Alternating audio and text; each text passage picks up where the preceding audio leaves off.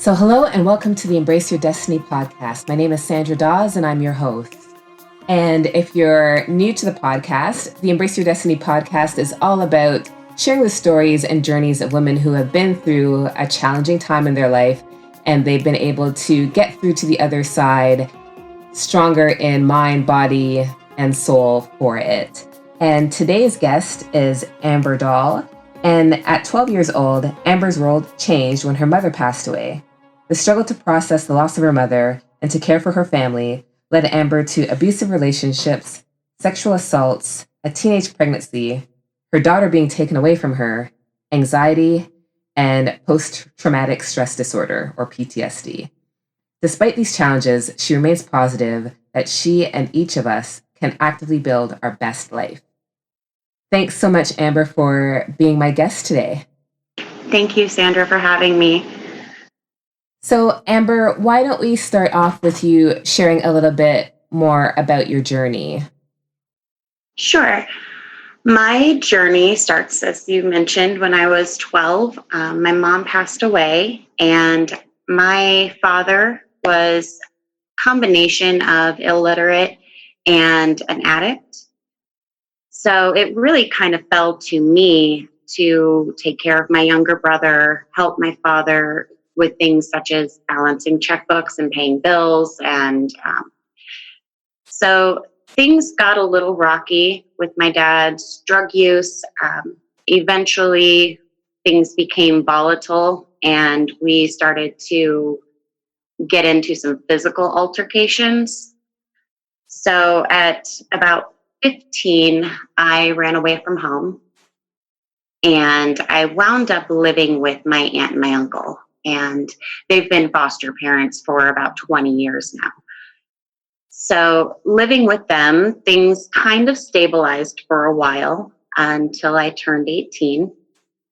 I moved out on my own and immediately met my daughter's father, and we moved in together very quickly. Within a few months, while I was pregnant with her, he became physically violent as well. And that process of leaving that relationship probably was about 9 months altogether. And so it was shortly after my daughter was born that she was about 4 months old when my aunt and uncle, who were the foster parents, got involved and had discovered that while I was at work, her father was not taking care of her properly. And she had a bruise the size of a golf ball on her temple one day. Oh, no. Yeah. And I had gone over to pick her up because he had had her for visitation, and he handed me a caseworker's card. And I hit the floor. And I let out the most guttural scream I have ever let out, And I went through the process of trying to get my daughter back for about 15 months. And at a certain point, the court systems decided that it was in her best interest to move toward termination of rights as her mother.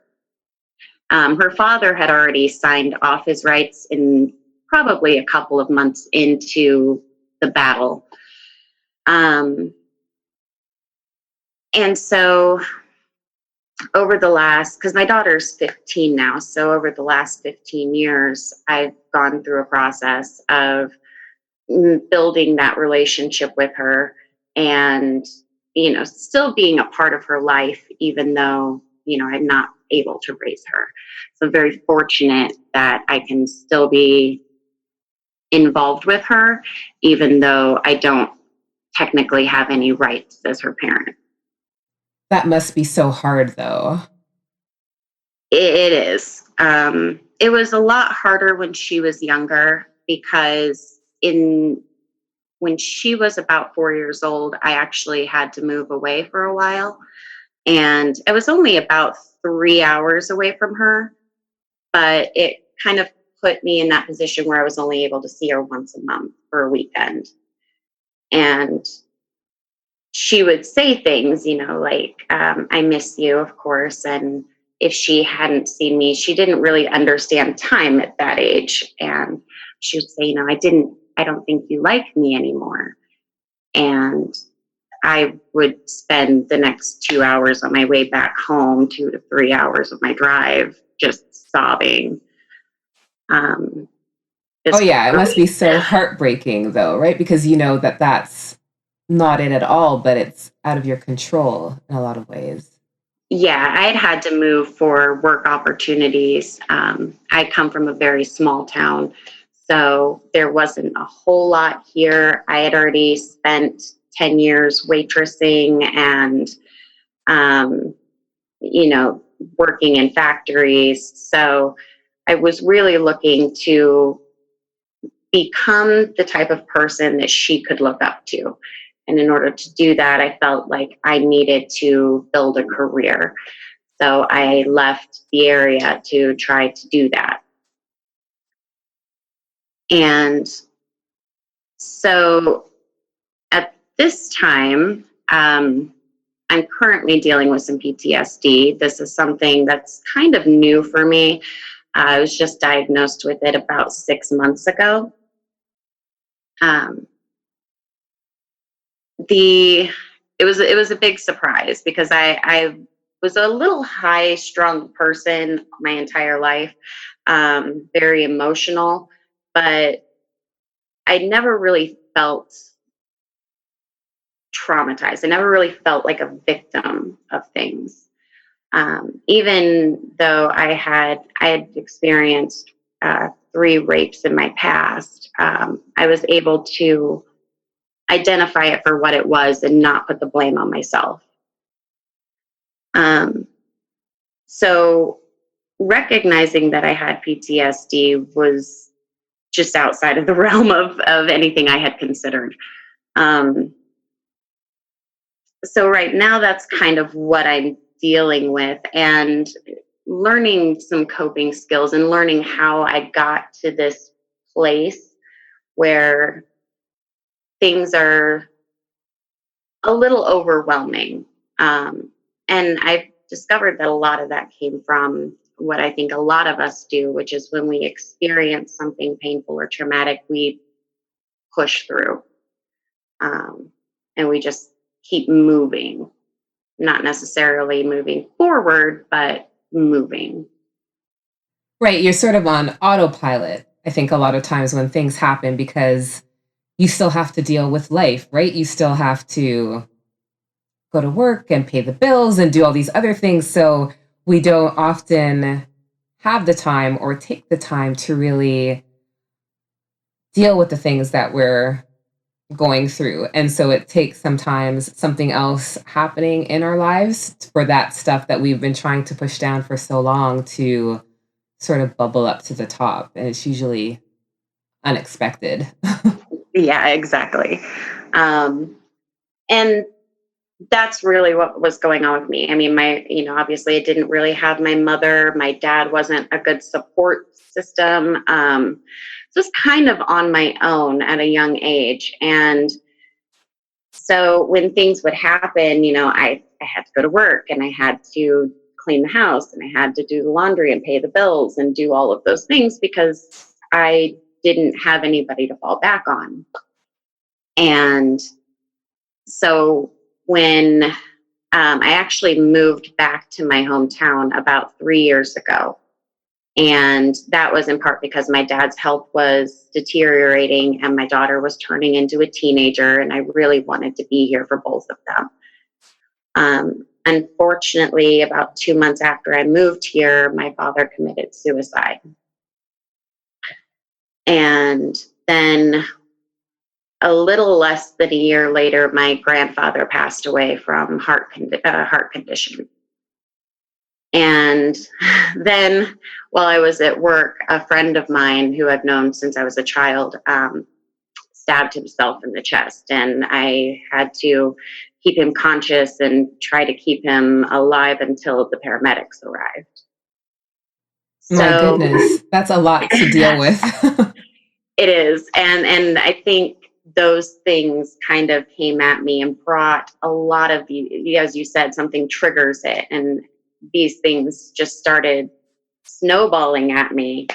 And that kind of triggered my PTSD response. I got to the point where I wasn't able to leave the house. And so obviously I couldn't go to work. And so that was creating some issues there.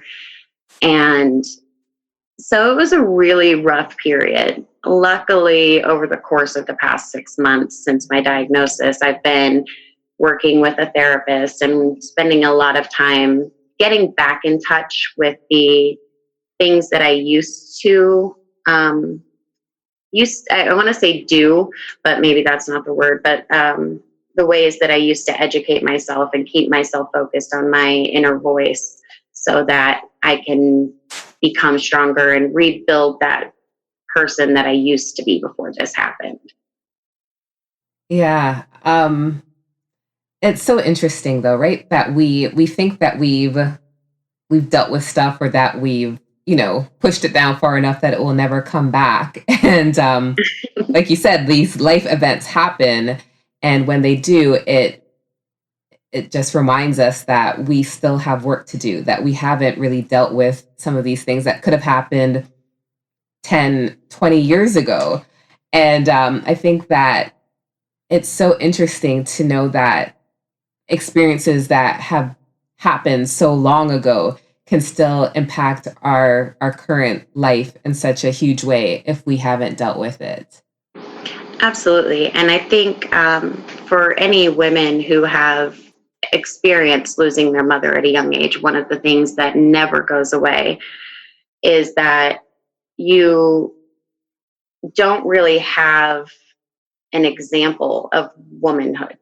You don't have anybody to kind of guide you through that period. And so there are things that you may not even realize you don't know until it becomes a problem. And that really happened to me quite a bit as I was growing up, especially being a teenager, dating. And I think that was a piece of what led me into some of the abusive relationships that I experienced. Not having that solid female influence. Or And even a positive male influence, right, either, right? Because I think that having that positive male role model in your life is such a huge thing, especially when you're going into relationships, right? Because if you have a positive male role model in your life, then you have an idea of how a man is supposed to treat you, or what a man is supposed to do. And so you can talk about those things with your dad or another person who can, let you know that some of those things are warning signs for that things could get worse, if that makes right. any sense. Right? So yeah, it's about, I guess, having both a positive male and female role model in your life, especially in your teens. Yeah. And unfortunately, my father, not only with his addiction, but his addiction really stemmed from chronic depression. And he wasn't able to deal with emotions. So, for example, even positive emotions. There was a period of time where, as an adult, which I was very lucky to be able to get to know my father as a person separate from my father. Does that make sense? Yes. Okay. So getting to know him, there was this time period in which I was talking with him, and I was letting him know that I know that he did the best that he could with the skills that he had. Um, and that got fairly emotional for him. And even though it was a positive emotion, he pulled out a pill and took it because he didn't want to feel. Hmm. Um, so, you know, there wasn't really on either side. I was kind of an island on my own for a lot of years. Um, but I think that the one thing that really helped me through that time period and helped me come out of that without being too damaged or having that victim mentality is that intuition, listening to yourself and always knowing that I've always known that you have the power to create your life and create your future. And I think that so many people aren't taught that. And it really doesn't give them anywhere else to turn when they don't have a support system around them. Yeah, so that ability to trust your instincts and listen to that inner guide is so huge. Yeah. There were several times that I have made decisions that seemed outside of the realm of what was appropriate. For example, when I ran away from home. Um, Nobody really understood at that time, but for me, my father needed a wake up call. Hmm. There was too much violence and anger in the home, and I couldn't take it anymore. And I knew that something had to be done, so I ran away. Now I wasn't gone for very long. I was 15. I didn't really have money or a car or anything like that, so I didn't stay gone for more than a few days. Um, but once that had blown over and I was living with my aunt and uncle in the, foster care type system, I wasn't really in the foster system, fortunately. My father had signed over guardianship.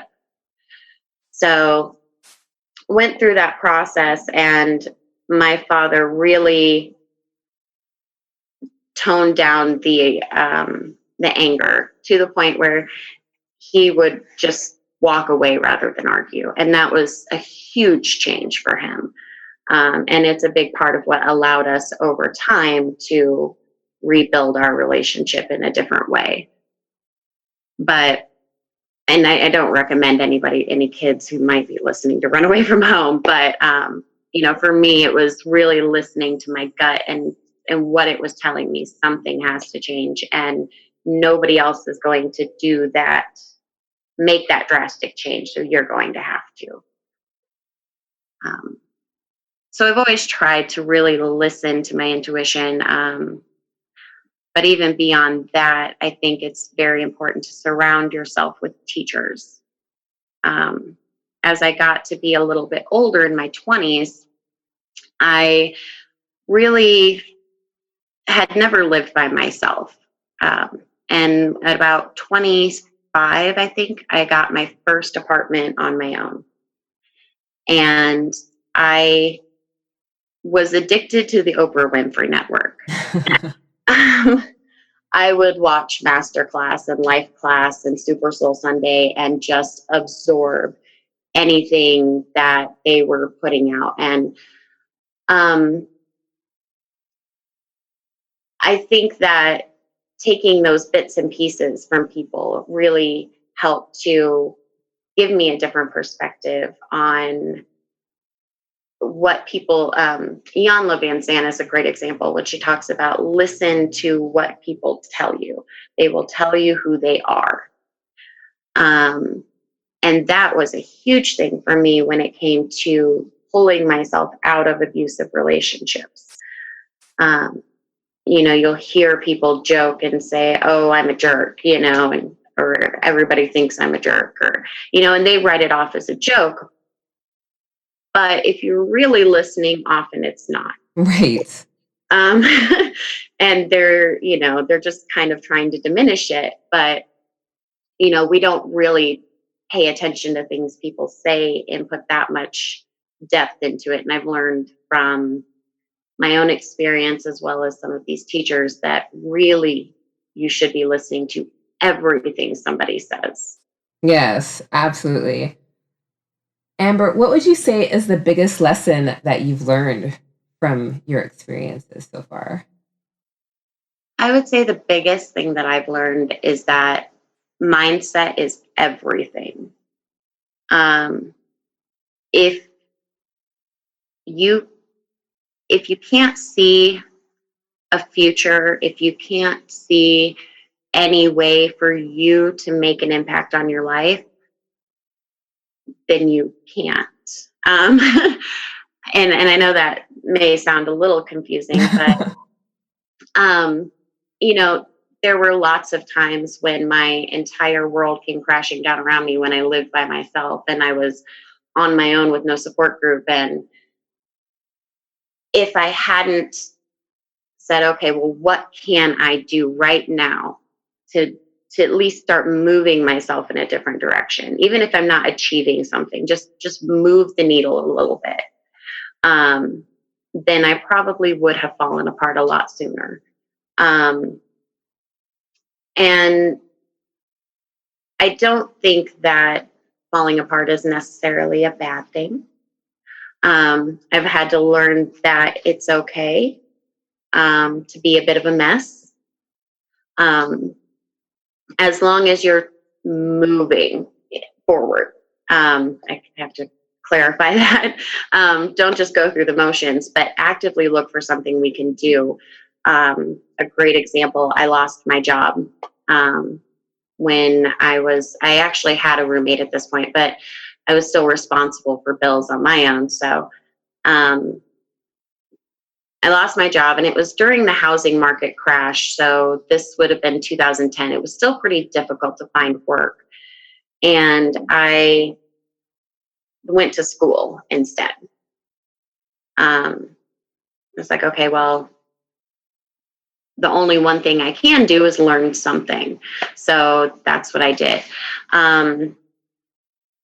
I think that's really important, just to find something that you can do right now to move yourself forward. And you have to believe that you can make those changes. When we depend on people in the outside world, that's when we become the victims. So and so didn't help me with this. So and so didn't give me this job. There's always going to be something that's fighting against us in life. So we have to believe that it's within us. Yeah, to take control in a really meaningful way and not have expectations of others. Because I know that that's been a huge lesson for me as well, is to release that need to depend or have expectations of other people, because the only thing you really have control over is yourself and what you do. So instead of worrying about or focusing on other people's words or actions or what they're not doing, the best thing that we can do is focus on ourselves and what we can do to get ourselves in a better place, to feel better about ourselves and to grow. Because I think that that's really why we're here, is to, it's a journey, right? And we're all here to learn from our mistakes and to grow from those mistakes. And I don't think that they're truly mistakes unless we haven't learned from them. If we can continue to do the same things and get the same results and continue to get frustrated and angry about it, then I think those are mistakes. But I think that when you learn from them and you do better next time, or you do something differently next time in the hopes of having different results, then I think that that's the path we're meant to be on. Absolutely. And you brought to mind that Maya Angelou quote, when we know better, we do better. Yes. And yeah, I absolutely agree. I think that too often, I mean, it's really easy to blame other people. I mean, it would be very easy for me to blame my father for the way that my life turned out, or to, blame my exes that were abusive for my PTSD. But what I had to learn was that my PTSD came from me not dealing with things. It was my go, go, go, go, just keep doing stuff mentality that really just didn't allow me to move forward in life.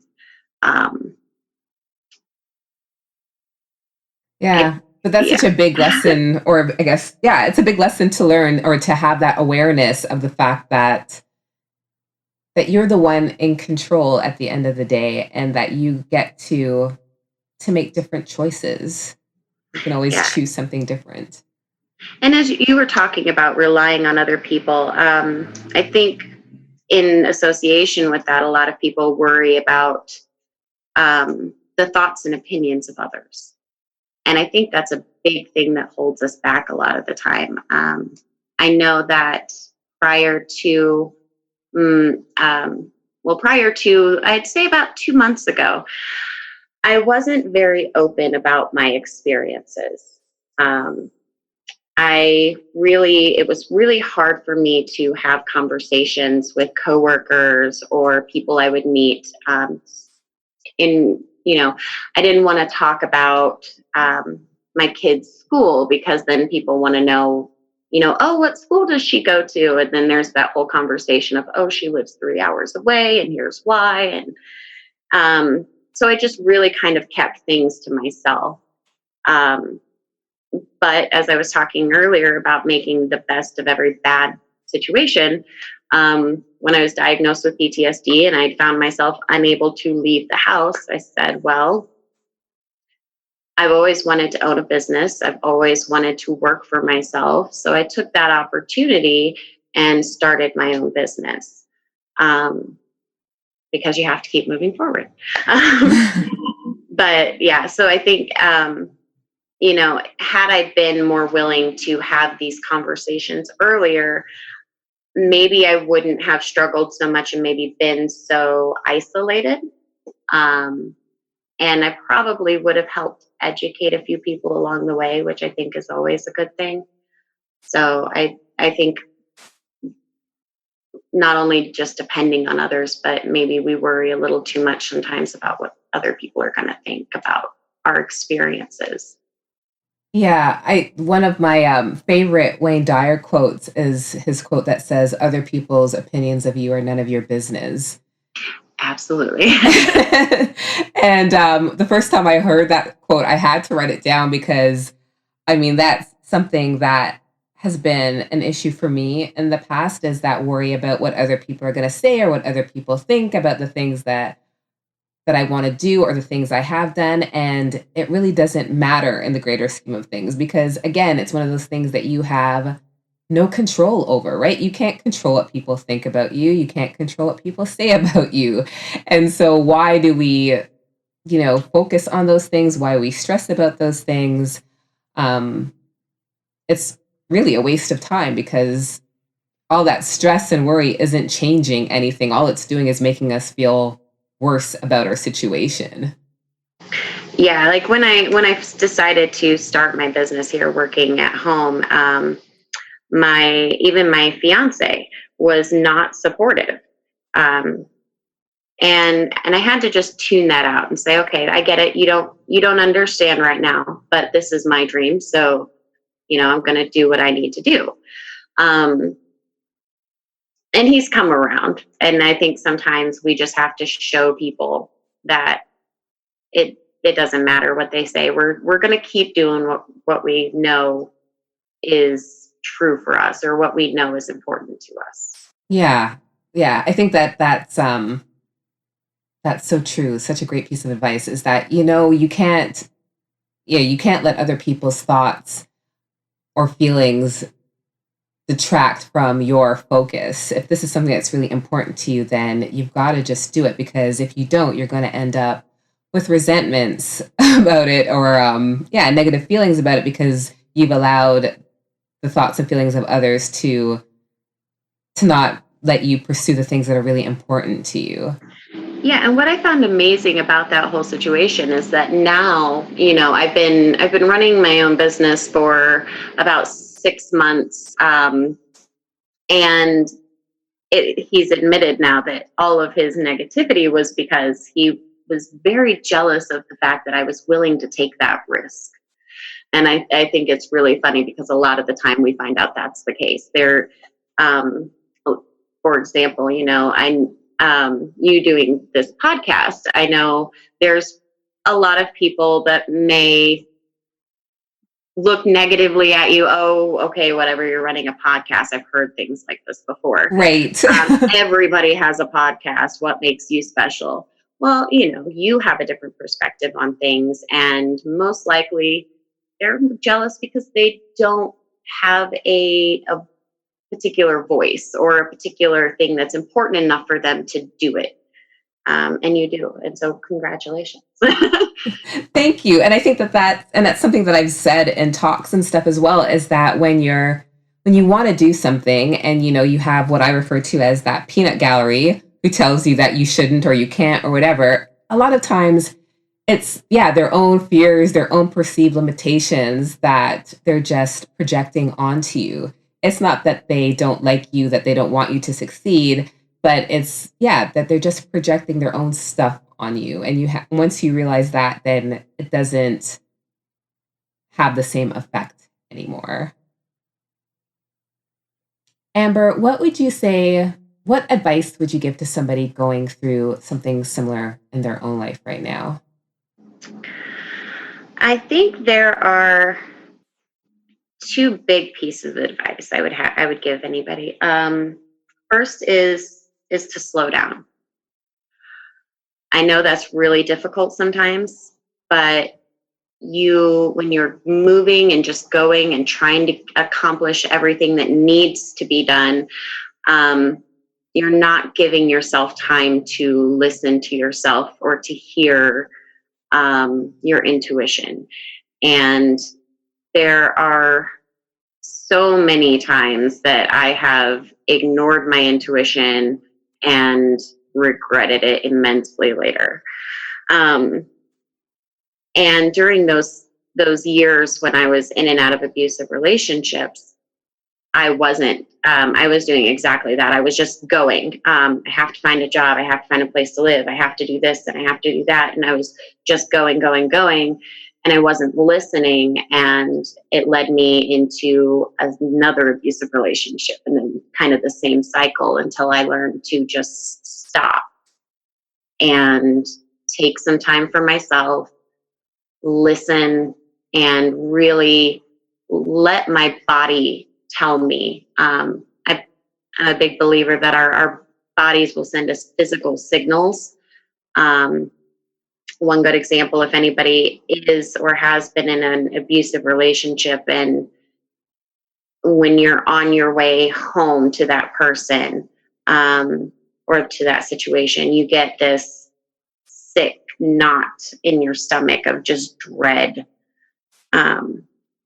And my best friend, she just actually got out of one herself. And it wasn't until she was out of it and she had to interact with her husband again that she felt that knot. And she's like, I never noticed it before. She said, I always thought it was an ulcer. It was something digestive. And now she's recognized that every time she goes to interact with him, she gets that same feeling. So first one would be to stop, slow down, listen. And the second one would be to surround yourself with teachers, whether it's through books, through podcasts, through YouTube, something. There's always some different perspective we can learn. And even if you've heard the same thing 3 different times, everybody says it in a different way and it may click differently the third time you heard it rather than the way it clicked the first time you heard it. So I would just keep listening. And I know I said I was addicted to the Oprah Winfrey Network, but it is kind of a joke in my family that Oprah saved my life. It was her and Iyanla Van Sant, and another huge one I love is Brene Brown. Her talks about shame and shame and guilt, the difference between shame and guilt was one of the biggest turning points for me, because I didn't realize that I didn't just feel guilty, I was ashamed of my past. And so if it weren't for these women that I listened to, I would probably be a lot less far along in life. I would probably be still just going and moving through the motions a lot of the time. Right. And we wouldn't be doing this interview. We would not. Amber, thank you so much for sharing your journey and your story. I really appreciate it. And I'm sure that the listeners do as well, because like you said, the teachers come in many forms. And I think that when you can hear about somebody else's experiences, you know that you're not the only one going through something, whatever it is that you're going through. And so often when you are going through stuff, it can be so isolating, and you can feel like you're the only one who gets it. You're the only one who's ever experienced whatever it is that you're experiencing. And so really that's the whole intention of this podcast, is to share these stories and let people know that whatever it is you're going through, there is a way out. You just have to be patient with yourself and with the process. And I feel like I'm a broken record because I might say that in every episode. But I think, like you said, sometimes you have to hear it several times before it connects with you. And because it is a process, and it's not going to happen overnight, because the stuff that got you to that experience, whatever it was, didn't happen overnight. It was a progression that led you there. And so it's going to take time for you to get yourself out of it, to heal yourself from it. And I think that we're in a time in our lives where everything is about instant gratification and instant results.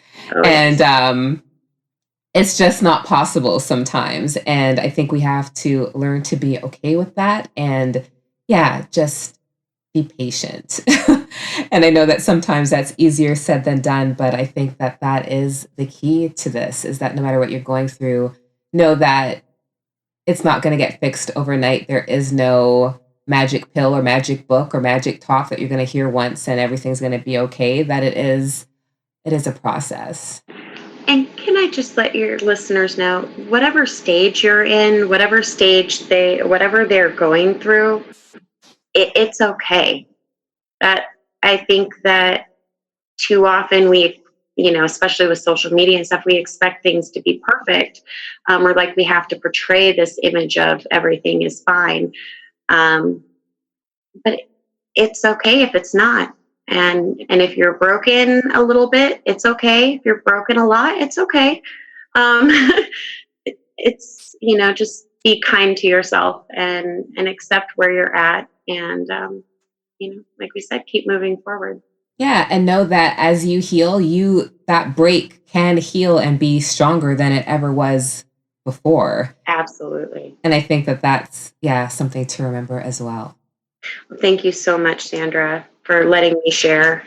Oh, you're welcome. Thank you for sharing. And for those of you listening, if you're not listening on your computer and you're on the road or on a walk or at the gym, you can go back to the show notes and find where to connect with Amber and learn more about her and what her business is all about. So again, thank you so much, Amber.